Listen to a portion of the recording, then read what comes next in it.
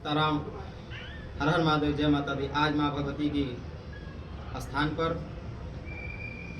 माँ बमलेश्वरी डोंगरगढ़ उनकी छोटी बहन स्वरूप छोटी बमलेश्वरी के नाम से सुप्रसिद्ध है। उनके निकट में काल भैरव बाबा का जो मंदिर है, और ये भी मंदिर अति सुंदर, जो कि अयोध्या के राम मंदिर के प्रतिरूप दिया गया है। और ऐसा मान्यता है कि जब तक माँ बमलेश्वरी का दर्शन करने के पश्चात उनकी बहन स्वरूप छोटी बमलेश्वरी के जो नाम से संबोधित किया जाता है, उनका बगैर दर्शन किए माँ बमलेश्वरी का दर्शन करने का पुण्य और फल की प्राप्ति नहीं होती है। इसलिए इसका भी दर्शन आप लोग करें।